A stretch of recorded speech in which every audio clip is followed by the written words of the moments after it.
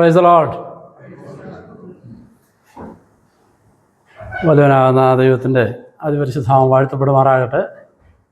നമുക്ക് വീണ്ടും ഒരുമിച്ച് നമ്മെ സ്നേഹിക്കുന്ന, നമ്മെ വീണ്ടെടുത്തേക്ക് കർത്താവിനെ ആരാധിപ്പാൻ ദൈവം സാവകാശം നൽകി എന്നുള്ളത് ഓർത്ത് ഞാൻ ദൈവത്തെ സ്തുതിക്കുന്നു. ഞാനും ഇന്ന് ഇവിടെ ആയിരിക്കും വളരെ സന്തോഷത്തോടു കൂടിയാണ്. ഒന്ന്, പ്രിയ കുക്കുവിൻ്റെയും ഷോനുവിൻ്റെയും വിവാഹത്തിൽ ഇന്നലെ എനിക്ക് പങ്കെടുക്കുവാനായിട്ട് അവരോടൊരു സന്തോഷിപ്പാൻ ഇടയായിട്ട് തീർന്നു. അത് ദൈവം അങ്ങനെ ഒരു അവസരം നൽകി എന്നുള്ളത് ഓർത്ത് ദൈവത്തെ സ്തുതിക്കുന്നു. അതുപോലെ തന്നെ പുതിയ ഒരു വർഷത്തിലേക്ക് നമ്മൾ പ്രവേശിച്ചിരിക്കുമ്പോൾ കർത്താവിനെ വളരെ സന്തോഷത്തോടെ ഇവിടെയുള്ള ദൈവമക്കളോട് ചേർന്നും കർത്താവിനെ ആരാധിപ്പാൻ ദൈവം സാവകാശം നൽകി. ഡേറ്റുകളൊക്കെ ഇവിടെ ഓരോരുത്തരും ഓരോ കാര്യങ്ങൾ പറഞ്ഞപ്പോൾ എനിക്ക് ഒരു ഡേറ്റ് പറയണമെന്ന് ആഗ്രഹം തോന്നി. മറ്റൊന്നുമല്ല, ഈ മാസം 14-ാം തീയതി എന്ന് പറഞ്ഞാൽ 3 ദിവസങ്ങൾക്ക് ശേഷം 30 വർഷമാവുകയാണ് ഗുജറാത്തിൽ കർത്താവിൻ്റെ വേലയിൽ എത്തിയിട്ട്.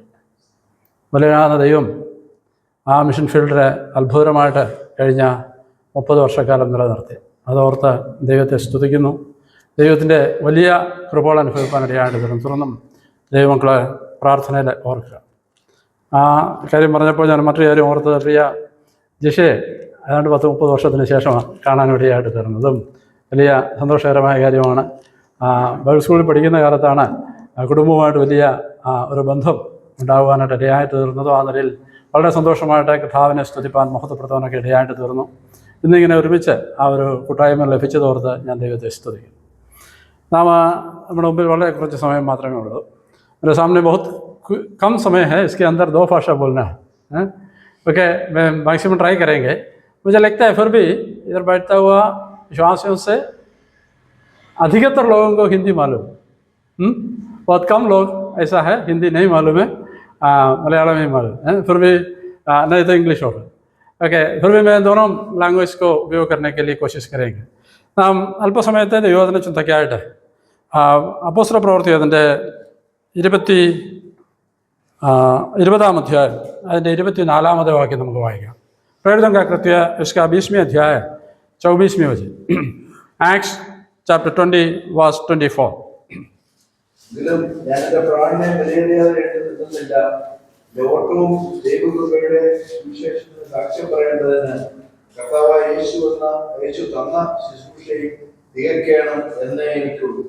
പുതിയ ഒരു വർഷത്തിൻ്റെ ആരംഭ ആഴ്ചകളിലായിരിക്കും നമ്മെ സംബന്ധിച്ചിടത്തോളം നമ്മുടെ ലക്ഷ്യം എന്താണ്?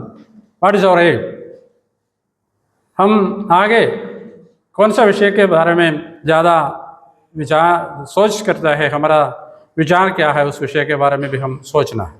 अभी इधर प्रेरित पौल बताता है, मेरा जीवन के बारे में मुझे कुछ बातों के निर्णय सोच और मैंने कुछ बातों के बारे में विचार किया है. എൻ്റെ ജീവിതത്തെക്കുറിച്ച് ഞാൻ ചില തീരുമാനങ്ങൾ ഉണ്ട്. എന്താണ് എൻ്റെ തീരുമാനം? ഞാനിങ്ങനെ ഈ ഭാഗം വായിച്ചപ്പോൾ ഓർക്കുവാനായിട്ട് ഇടയായിട്ട് തീർന്നു. ആരംഭം നല്ലതാണ്, അതുപോലെ തന്നെ കണ്ടിന്യൂ ചെയ്യുന്നതും നല്ലതാണ്. എന്നാൽ അവസാനം എങ്ങനെയായിരിക്കും എന്നുള്ളത് വളരെ പ്രധാനപ്പെട്ടതാകുന്ന കാര്യം. നമ്മുടെ ജീവിതത്തിൻ്റെ ഫിനിഷിംഗ് പോയിന്റ് എന്താണ്? നമ്മുടെ ജീവിതത്തിലെ ലക്ഷ്യം എന്താണ്? ഇത് വളരെ പ്രധാനപ്പെട്ടതാണ്. പൗലോസ് അപ്പോസ്തലൻ പറയുകയാണ്, തൻ്റെ ജീവിതത്തെ തിരിഞ്ഞു നോക്കിക്കൊണ്ട് തൻ്റെ ജീവിതത്തിൻ്റെ ഒരു നല്ല ഭാഗം കർത്താവിന് വേണ്ടി പ്രയോജനപ്പെടുത്തിയതിനു ശേഷം താൻ തിരിഞ്ഞു നോക്കിക്കൊണ്ട് പറയുകയാണ്, ഞാൻ എൻ്റെ ജീവിതത്തിൽ ചില തീരുമാനങ്ങളെ എടുത്തിട്ടുണ്ട്. ഞാൻ എൻ്റെ പ്രാണനെ വിലയേറിയതായിട്ട് എണ്ണുന്നില്ല.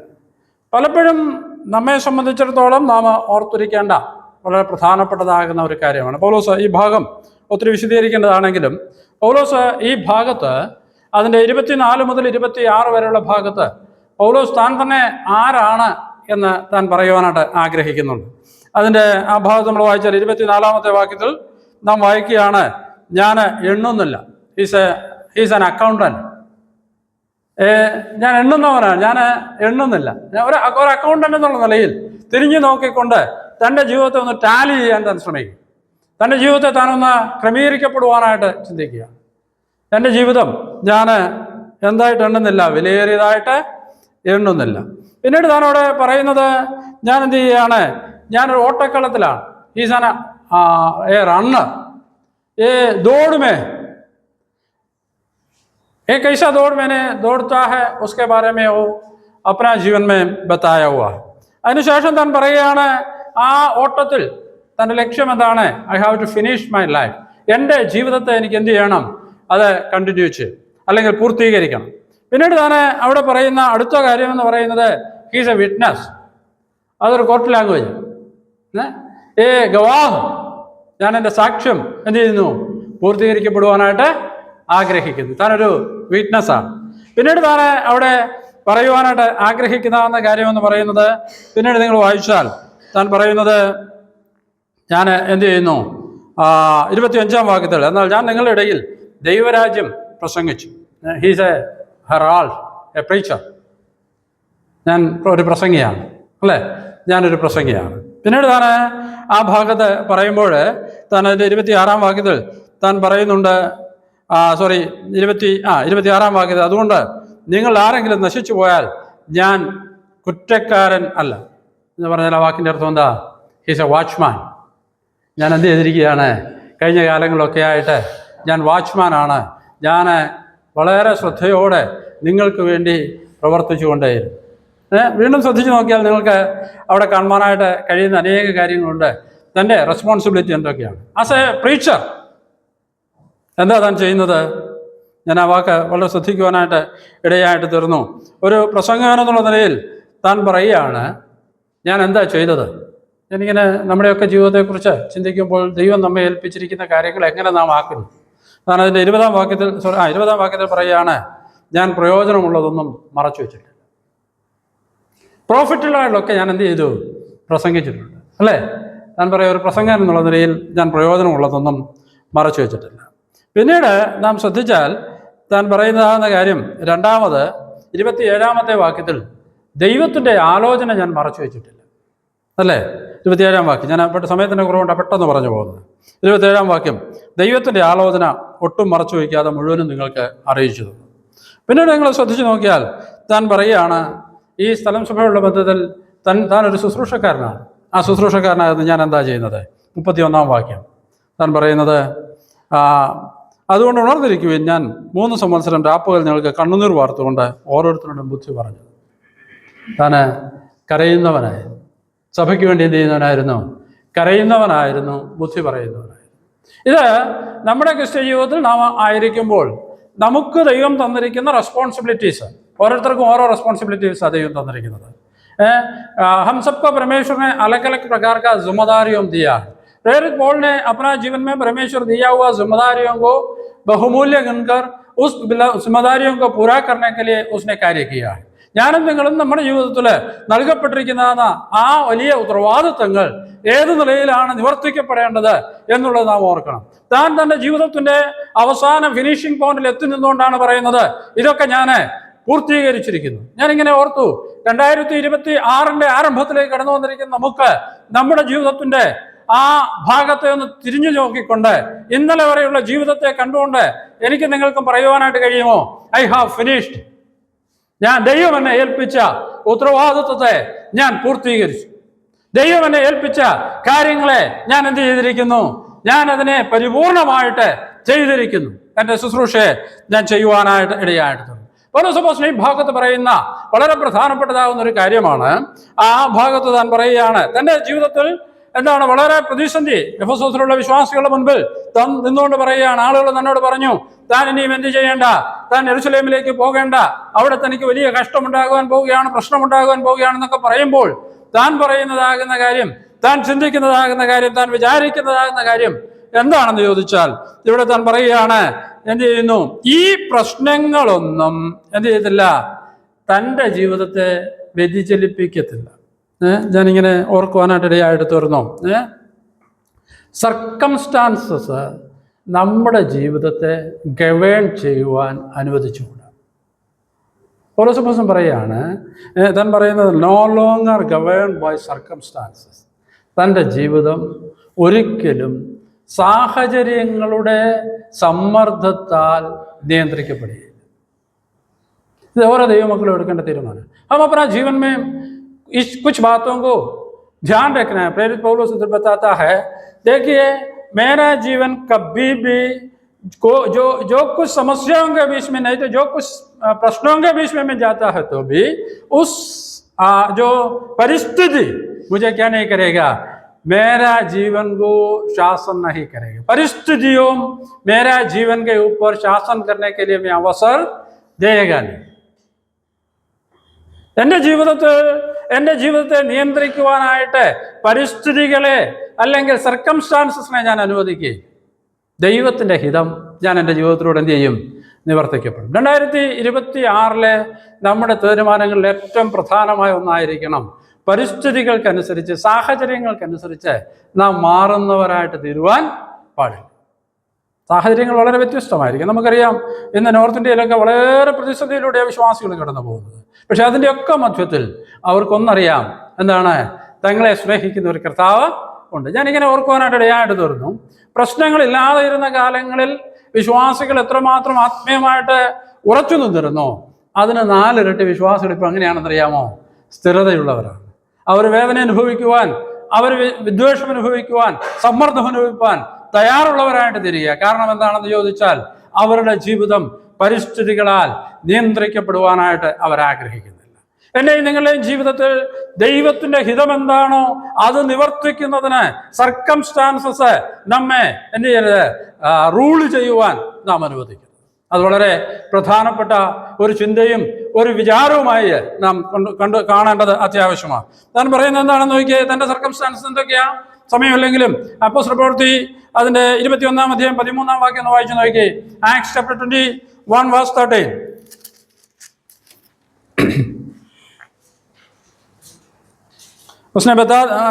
അവിടെ താൻ പറയുന്നത്, നിങ്ങൾ കരഞ്ഞെൻ്റെ ഹൃദയം ഇങ്ങനെ തകർക്കുന്നതെന്ത്? കർത്താവ് യേശുവിൻ്റെ നാമത്തിന് വേണ്ടി ബന്ധിപ്പിക്കപ്പെടാൻ മാത്രമല്ല, യെരൂശലേമിൽ മരിക്കുവാനും ഞാൻ ഒരുങ്ങിയിരിക്കുന്നു.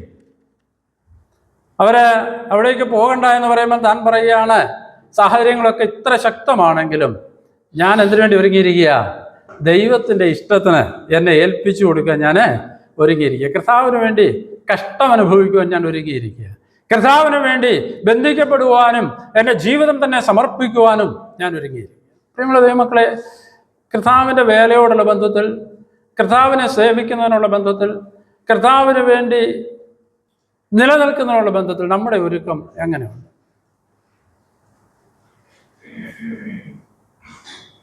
നാം ഒക്കെ ഇന്ന് വളരെ സന്തോഷത്തോടു കൂടിയാണ് കർത്താവിനെ ആരാധിക്കുന്നത്. സന്നിപ്രഭു പറഞ്ഞപ്പോൾ പറഞ്ഞു, എന്താ പറയുന്നത്, പല സ്ഥലങ്ങളിലും സ്വാതന്ത്ര്യമില്ലാതിരിക്കുമ്പോൾ നാം സ്വാതന്ത്ര്യത്തോടെ കർത്താവിനെ ആരാധിക്കും. പക്ഷെങ്കിൽ പെട്ടെന്ന് നമുക്കും ഇങ്ങനൊരു അവസ്ഥ വന്നാൽ, യേശുക്രിസ്തുവിൻ്റെ മക്കളാണ് അല്ലെങ്കിൽ വിശ്വാസികളാണെന്ന് പരസ്യമായിട്ട് പറയുവാനായിട്ട് പ്രയാസങ്ങൾ വന്നാൽ നമ്മുടെ മനോഭാവം എന്തായിരിക്കും? കേരളത്തിൽ ഒരു വിശ്വാസി എന്നുള്ള നിലയിൽ നമുക്ക് അഭിമാനമായിട്ട് ആയിരിക്കുവാൻ കഴിയുമ്പോൾ, ഇപ്പോൾ മറ്റ് പല സ്ഥലങ്ങളിലും ഒരു വിശ്വാസി എന്നുള്ള നിലയിൽ ആളുകൾക്ക് എന്ത് ചെയ്യുവാനായിട്ട് കഴിയുന്നില്ലെന്നറിയാമോ? പരസ്യമായിട്ട് പറയുവാൻ കഴിയാതിരിക്കുന്ന സാഹചര്യം. അതിൻ്റെ മധ്യത്തിൽ എൻ്റെയും നിങ്ങളുടെയും എന്താ പറയുന്നത്, പ്രസ്താവന അല്ലെങ്കിൽ ചിന്ത എന്താണ്, വിചാരം എന്തായിരുന്നു? താൻ പറയുന്നു, ഞാൻ എങ്ങനെയുള്ളവനാണ്, എൻ്റെ സാഹചര്യം ആളുകൾ എന്നെ തടയുകയാണെങ്കിലും ഞാൻ അവിടേക്ക് പോകാൻ തടയാം. 1 കൊരിന്ത്യർ തന്നെ 2 കൊരിന്ത്യർ 4-ാം അധ്യായത്തിൽ 8-9 വാക്യം വായിച്ചാൽ അവിടെ താൻ പറയുന്ന ഒരു കാര്യമുണ്ട്. 2 കൊരിന്ത്യർ 4-ാം അധ്യായം 8-9 വാക്യം താൻ പറയുകയാണ്, താൻ ക്രഷ്ടാകുവാനായിട്ട് ഇടയാകുന്ന ഒരു സ്ഥിതിയാണ്. താൻ വളരെയധികം 2 Corinthians chapter 4 verse 8 and 9 അവിടെ താൻ പറയുന്ന ഒരു വാക്കുണ്ട്. അത് ജസ്റ്റ് ഞാനത് കാണിക്കാം. 4-ാം അധ്യായം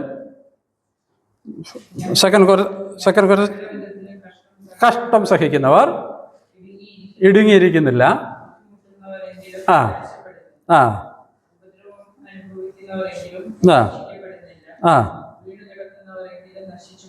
നോക്കുക, ഞങ്ങളുടെ പരിസ്ഥിതി ഇതൊക്കെയാ. പൗലോസ് പറയാം, ഞങ്ങളുടെ പരിസ്ഥിതി ഇതൊക്കെയാ. ഞങ്ങൾ എല്ലാ വിധത്തിലും കഷ്ടം അനുഭവിക്കുന്നവരാണ്, ഞങ്ങൾ എല്ലാ വിധത്തിലും ബുദ്ധിമുട്ട് അനുഭവിക്കുന്നവരാണ്, ഞങ്ങൾ എന്ത് ചെയ്യുന്നവരാണ്? നിരാശയില്ലാതിരിക്കുന്നു, ഞങ്ങള് ഇടുക്കമില്ലാതിരിക്കുന്നു, ഉപദ്രവം ഉണ്ടെങ്കിലും ഞങ്ങൾ ഉപേക്ഷിക്കപ്പെടാതിരിക്കുന്നു, വീണ് കിടക്കുന്നവരെങ്കിലും ഞങ്ങൾ നശിക്കപ്പെടാതിരിക്കുന്നു. ഞങ്ങൾ കഷ്ടമാണ്, ഞങ്ങൾ എല്ലാ വിധത്തിലും ഞെരുക്കം അനുഭവിക്കുന്നവരാണ്. പക്ഷെങ്കിൽ ഞങ്ങൾ എങ്ങനെയാണ്? പൗലോസ് അപ്പോസ്തലന്റെ ഭാഷ നമ്മൾ ഓർക്കും. സർക്കംസ്റ്റാൻസസ് താൻ പുറകോട്ട് പോകാൻ സാധ്യത ഉണ്ടാക്കാവുന്നതാണെങ്കിലും എൻ്റെ നിങ്ങളെയും ക്രിസ്തു ജീവിതത്തിൽ ഓർക്കുക, हमारा जीवन में ऐसा हो सकता है, अलग अलग परिस्थिति हमको दबाने के लिए अवसर हो सकता होगा. इस दबाने वाला परिस्थितियों के बीच में हमारा निर्णय होना चाहिए प्रभु यीशु मसीह के लिए मेरा जीवन मैं सौंप दिया है, उसका इच्छा के अनुसार मैं आगे ले चले. ഈ കാര്യം നാം നമ്മുടെ ജീവിതത്തിൽ ഓർത്തിരിക്കേണ്ട അത്യാവശ്യകരമായ കാര്യമാണ്. ഇനി താൻ പറയുന്ന മറ്റൊരു കാര്യം കൂടി ഉണ്ട്. എൻ്റെ ജീവിതത്തിൽ 112-ാം സങ്കീർത്തനം ആരെങ്കിലും വാക്യം ഒന്ന് വായിക്കാം. 112-ാം സങ്കീർത്തനം 7-ാം വാക്യം. Psalms 112 verse 7. भजन संहिता 112 7वीं वचन. ദുർവർത്തമാന നിമിത്തവൻ ഭയപ്പെടുകയില്ല, will not fear for evil days. അതിന് ബാക്കി എന്താ പറയുന്നത്? അവന്റെ ഹൃദയം യഹോവയിൽ ആശ്രയിക്കും, സ്ഥിരമായിരിക്കും. നോക്കുക പ്രിയമുള്ള ദൈവമക്കളെ, ഇത് വളരെ പ്രധാനപ്പെട്ടതാവുന്ന ഒരു കാര്യമാണ്. സാഹചര്യങ്ങൾ വ്യത്യസ്തമായിരിക്കാം. നമ്മെക്കുറിച്ച് അനേകരെ പല നിലയിലായിരിക്കാം പറയുന്നത്. നാം വേദന അനുഭവിക്കുന്നവരും കഷ്ടം അനുഭവിക്കുന്നവരുമാകാം. യേശു കർത്താവിനോട് നിലനിൽപ്പാൻ നമുക്ക് വളരെയധികം വില കൊടുക്കേണ്ടതായിട്ട് വരുന്ന സ്ഥിതി ഉണ്ടായിരിക്കാം. എന്നാൽ താൻ തൻ്റെ ജീവിതത്തിൽ ഒരു തീരുമാനമെടുക്കുവാനായിട്ട് ഇടയായിട്ട് തീർന്നു. ഇനി താൻ രണ്ടാമത് പറയുന്നൊരു വാക്കുണ്ട്. ഒന്നാമത് താൻ പറയുകയാണ്, I will not allow circumstances to govern my life.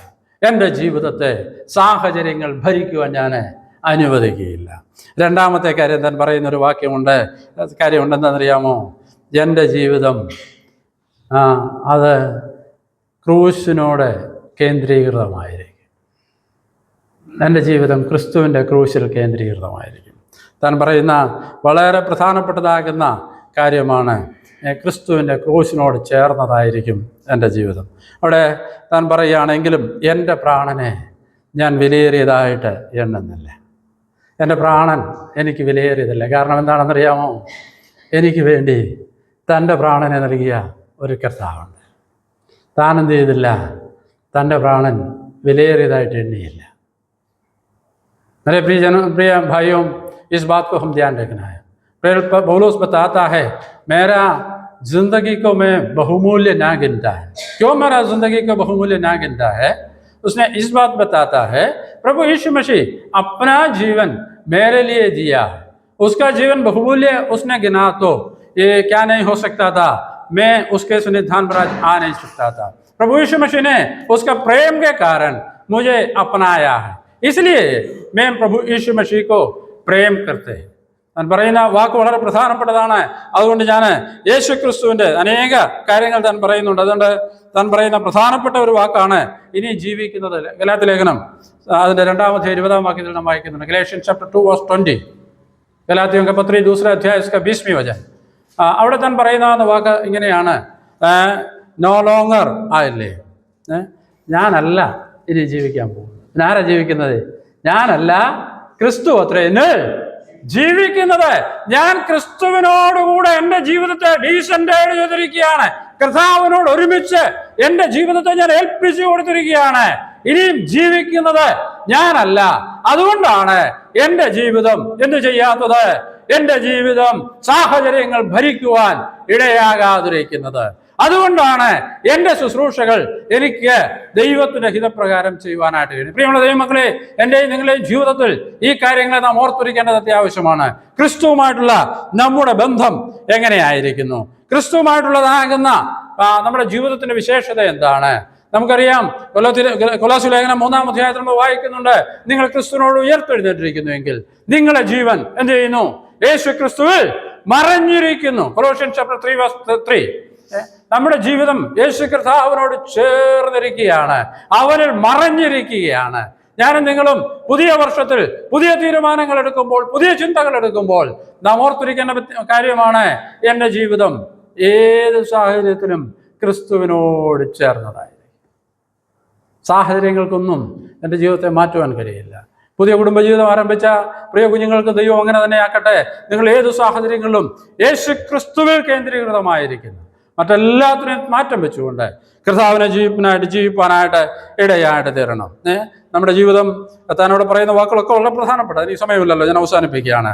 അവിടെ താൻ പറയുന്നത്, എനിക്കൊരോട്ടമുണ്ട്, എൻ്റെ ജീവിതത്തെ ഞാൻ എണ്ണുന്നില്ല, ഇനി എനിക്കൊരു ഓട്ടമുണ്ട്. ആ ഓട്ടം പൗലോസ് അപ്പോസ്തലൻ പറയുന്നത്, ഞാൻ നല്ല പോർ പൊരുതു, ഓട്ടം തികച്ചു, വിശ്വാസം കാത്തു.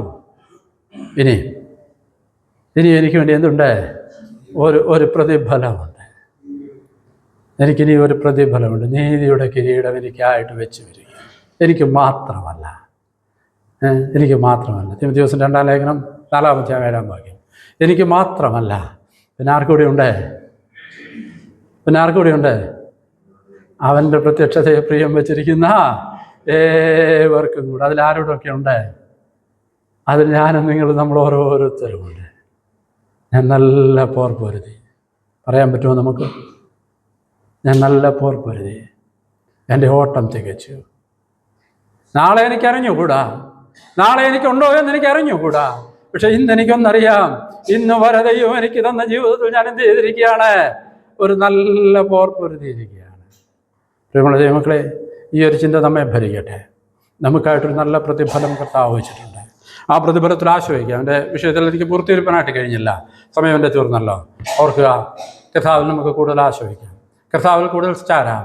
നമ്മുടെ ജീവിതം സാഹചര്യ സമ്മർദ്ദത്താൽ നിയന്ത്രിക്കപ്പെടുന്നതായിട്ട് തീരാതെ യേശു കർത്താവിൽ കൂടുതൽ സമർപ്പിക്കപ്പെട്ടതായിട്ട് തീരുവാൻ ദൈവം സഹായിക്കട്ടെ.